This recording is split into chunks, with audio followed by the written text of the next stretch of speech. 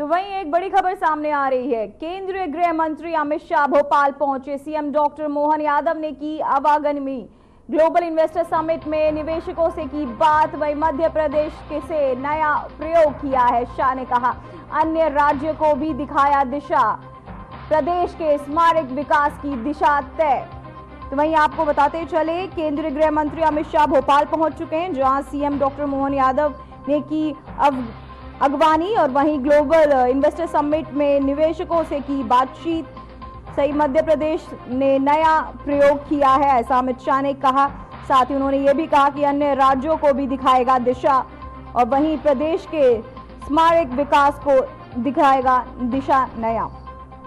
तो यही आपको बताते चले कि केंद्रीय गृह मंत्री अमित शाह भोपाल पहुंच चुके हैं, जहां सीएम डॉक्टर मोहन यादव ने उनकी अगवानी की। वहीं ग्लोबल इन्वेस्टर समिट के निवेशकों से भी उन्होंने बात की। मध्य प्रदेश में नया प्रयोग किया है, ये अमित शाह ने कहा। साथ ही उन्होंने कहा कि अन्य राज्यों को भी दिखाएगा दिशा। प्रदेश के आपको बताते चले विकास की दिशा तय। वहीं अमित शाह ने यह भी कहा कि प्रदेश में सामरिक विकास की दिशा जो है वो तय है। गृह मंत्री अमित शाह भोपाल पहुंचे, जहां उन्होंने डॉक्टर मोहन यादव ने उनकी अगवानी की। ग्लोबल इन्वेस्टर समिट में निवेशकों से की बातचीत। मध्य प्रदेश ने नया प्रयोग किया है, अन्य राज्यों को भी दिखाएगा दिशा, ऐसा अमित शाह ने कहा। अन्य राज्यों को दिखाएगा दिशा और आपको बताते चले मध्य प्रदेश ने नया प्रयोग किया है, ऐसा अमित शाह ने कहा। प्रदेश के स्मारक विकास को दिशा तय।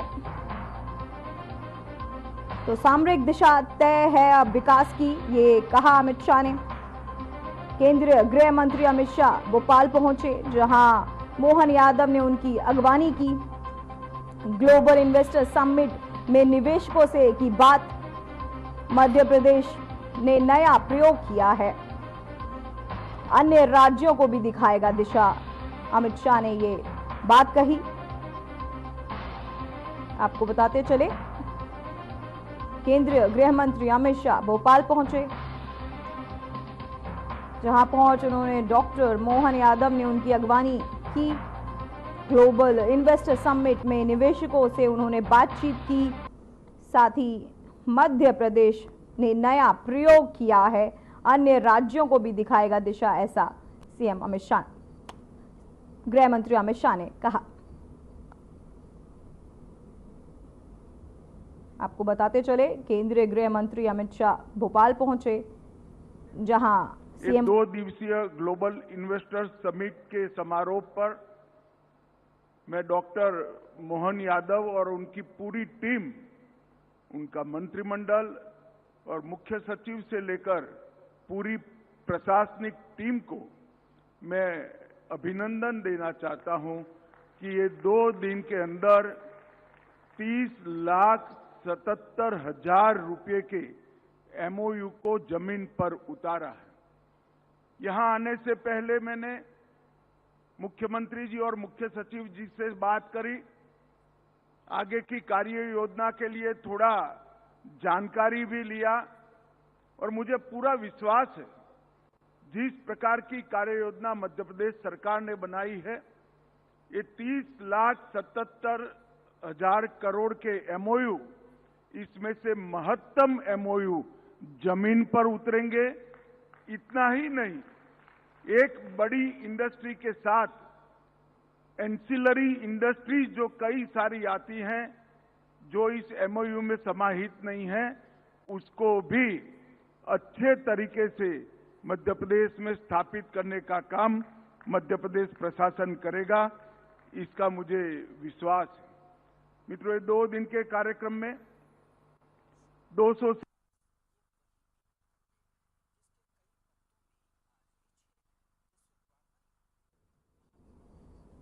तो वहीं ग्लोबल इन्वेस्टर समिट 2025 के समापन समारोह में गृह मंत्री श्री अमित शाह भोपाल एमपी पहुंचे। साथ ही आपको बताते चले कि उन्होंने क्या कुछ कहा, आइए आपको सुनाते हैं।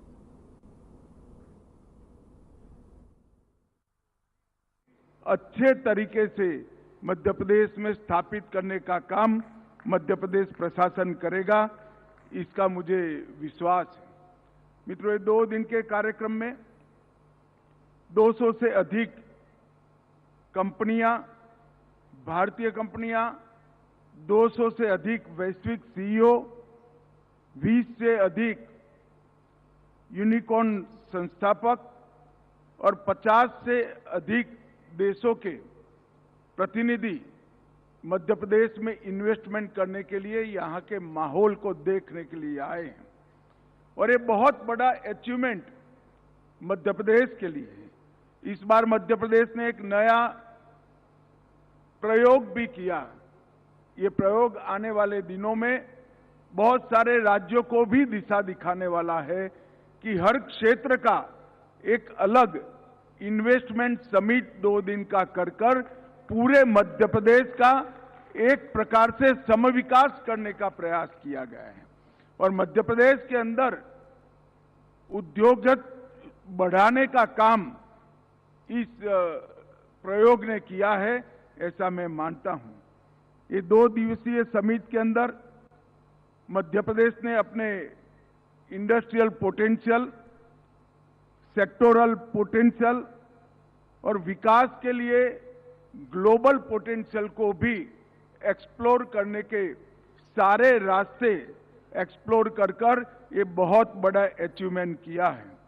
यहां कई सत्र हुए, विषयगत सत्र भी हुए, विभागीय शिखर सम्मेलन भी हुए और अंतर्राष्ट्रीय मंच के डिस्कशन भी हुए।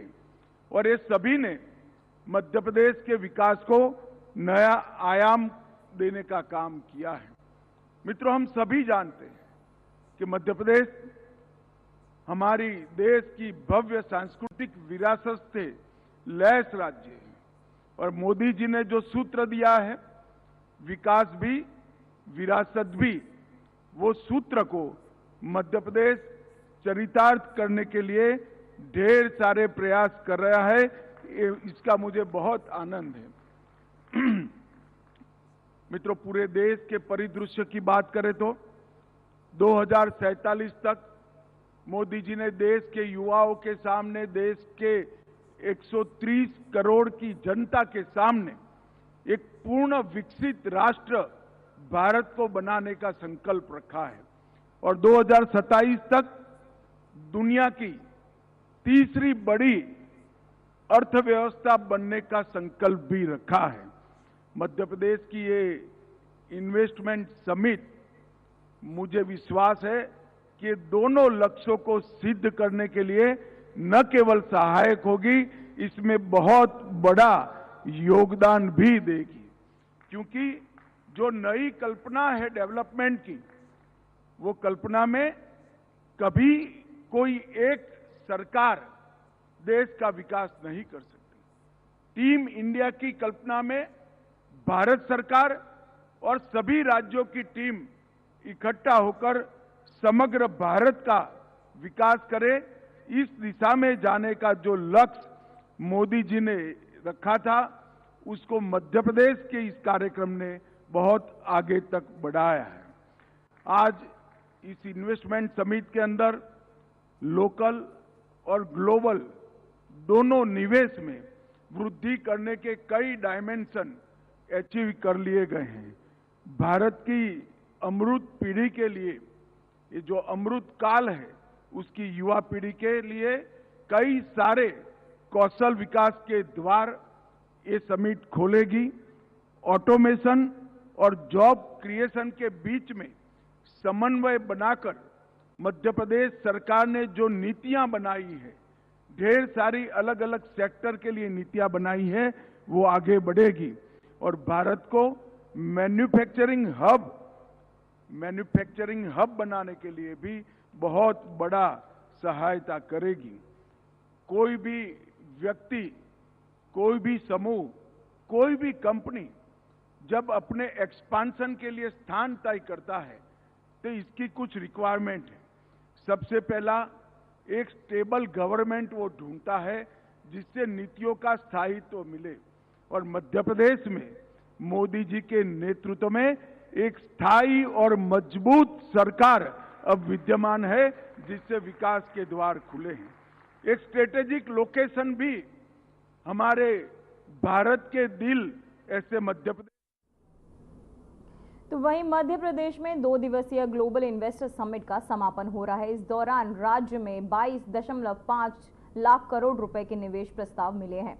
इसका प्रधानमंत्री नरेंद्र मोदी ने समिट का उद्घाटन किया और गृह मंत्री अमित शाह ने समापन कर रहे हैं। केंद्रीय मंत्रियों की माने तो राज्य में सभी नीतियां सरल है, जिससे निवेशकों की रुचि बढ़ी हुई है।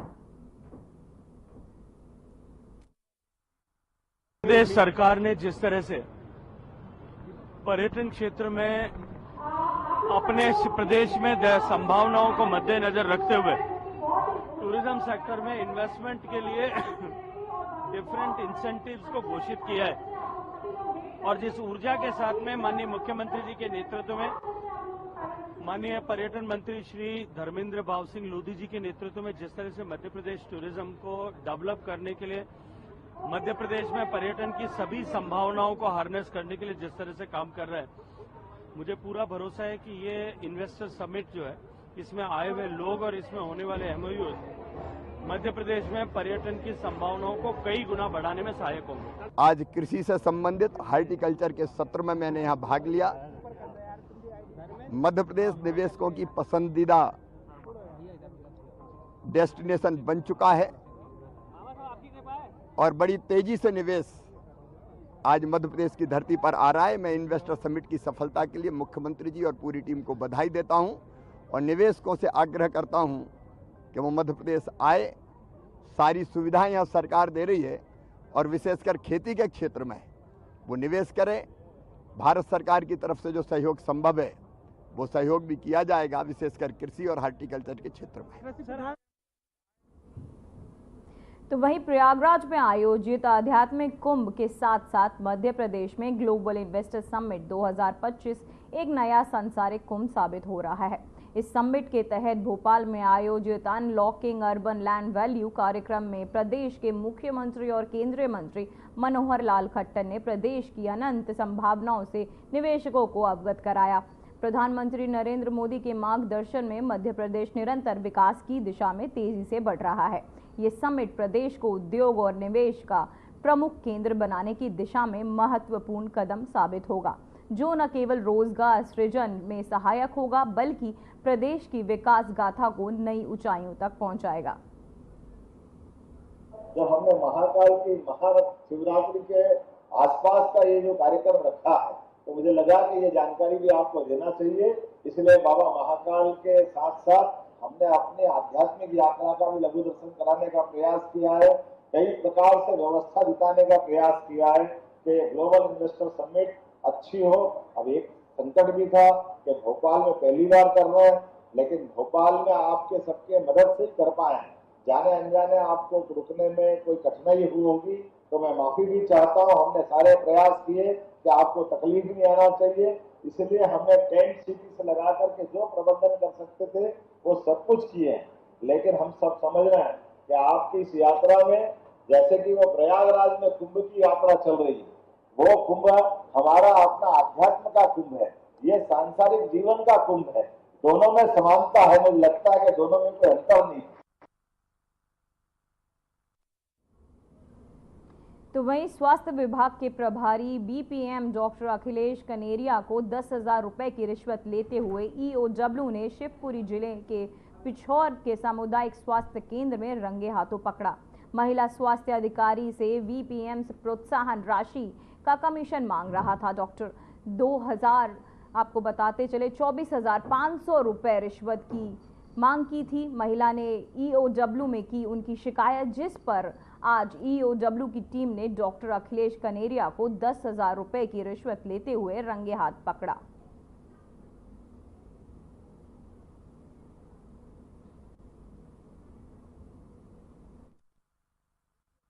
सर ये क्या है ना कि हमें पीबीआई मिलता है, जो प्रदर्शन आधारित प्रोत्साहन राशि है, हर महीने की 15,000 रुपये मिलता है।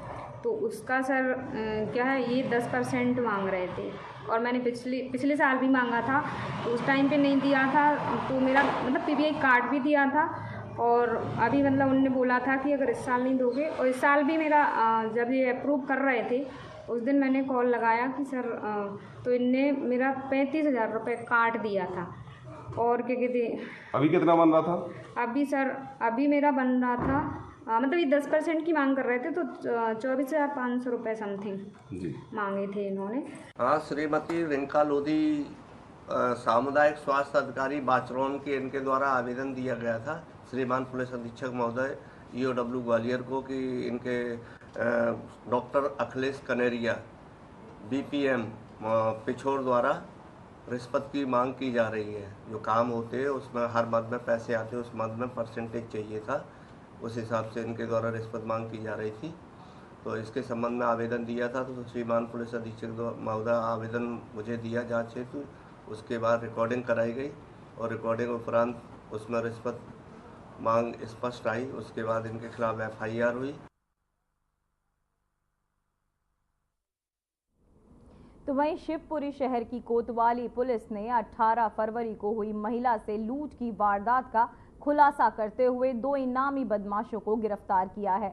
आरोपियों से 5 लाख रुपए कीमत का सोने का हार और वारदात से इस्तेमाल की गई बाइक बरामद की है। घटना तब हुई जब शिव कॉलोनी निवासी अनूप यादव अपनी भतीजी की शादी से लौट रही थी और धाकड़ की टाइल्स की दुकान के पास 2 बदमाशों ने उनके गले से सोने का हार झपट लिया। पुलिस ने CCTV कैमरे में जांच कर आरोपियों की पहचान की और 24 फरवरी को दबिश देकर उन्हें गिरफ्तार किया। आरोपियों से चाकू भी बरामद किया गया है।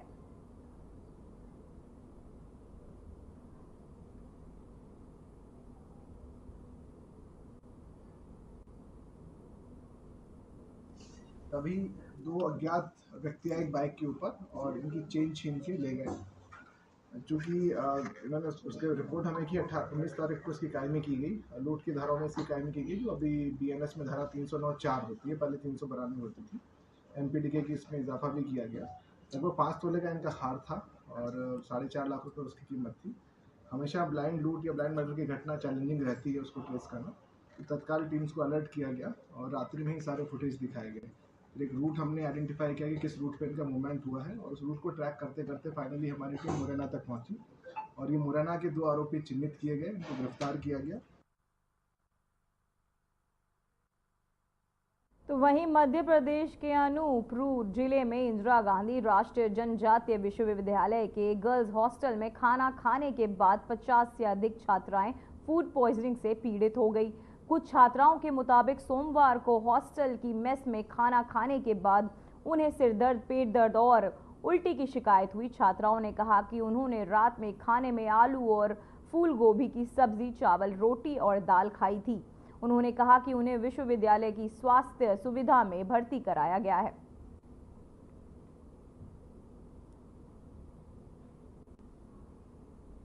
तो वहीं नेशनल शहरी हाईवे पर शमशान के पास आज सुबह एक बड़े सड़क हादसे में बोलेरो और ऑटो कार की आमने सामने भिड़ंत हो गई। हादसे में एक व्यक्ति गंभीर रूप से घायल हो गया। घायल को तत्काल निजी अस्पताल में भर्ती कराया गया, जहां उसका इलाज जारी है। घटना के बाद बड़ी संख्या में पुलिस बल मौके पर पहुंचा और स्थिति को नियंत्रण में किया। कोतवाली पुलिस भी मौके पर पहुंची और हादसे की जांच शुरू कर दी है। पुलिस के आसपास के क्षेत्र को घेर लिया है और दुर्घटना के कारणों का पता लगाने के लिए जांच की प्रक्रिया तेज कर दी है।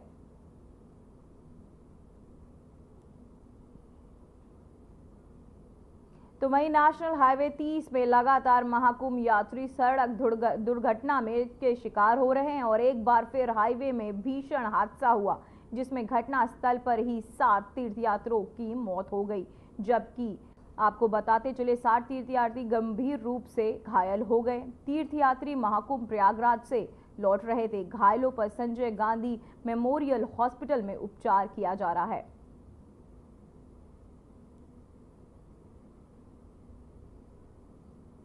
तो वहीं खबर भोपाल से है, जहां सुभाष कॉलोनी में करीब 6 बजे युवकों में विवाद हो गया, जहां एक युवक पर धारदार हथियार से हमला किया गया। वहीं हथियार लहराते हुए युवकों के CCTV फुटेज सामने आए हैं। आपको बता दें कि जानकारी के अनुसार मदन मोहन शर्मा ने थाना ऐशबाग में शिकायत दर्ज कराई थी कि उनकी किराए पर दी गई दुकानों के पास झगड़ा हो रहा था। इस दौरान आरोपियों ने पत्थरबाजी की, जिससे उनके दुकान को नुकसान हुआ। साथ ही झगड़े में आमिर और अमन बड़ सहित अन्य आरोपियों ने उन्हें और उनके परिवार को गाली गलौज कर धमकाया। वहीं फरियादी ने शिकायत में बताया कि आमिर ने धारदार हथियार से हमला किया, जिससे बेटे और दुकान के अन्य लोगों को चोटें आई हैं। घटना के बाद स्थानीय लोगों ने घायलों को अस्पताल पहुंचाया, जहां उन्हें प्राथमिक उपचार दिया गया। पुलिस ने शिकायत के आधार पर मामला दर्ज कर जांच शुरू कर दी है। थाना ऐशबाग पुलिस का कहना है कि जल्द ही आरोपियों को गिरफ्तार कर लिया जाएगा।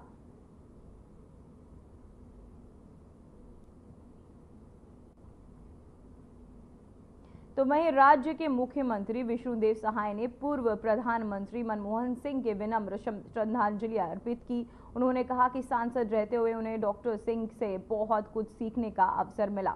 मुख्यमंत्री ने प्रधानमंत्री नरेंद्र मोदी के तहत डॉक्टर सिंह के कार्यकाल की समाप्ति पर कही गई बातों को स्मरण करते हुए कहा कि डॉक्टर सिंह ने, आपको बताते चले, व्हील चेयर पर बैठकर भी संसद में मतदान किया, जो उनके दायित्व के प्रति समर्पण को दर्शाता है। मुख्यमंत्री ने डॉक्टर मनमोहन सिंह को असाधारण विद्वान, सरल और सहज के 500 करोड़ के दफ्तर के लिए लगी राशि का भी हिसाब ले।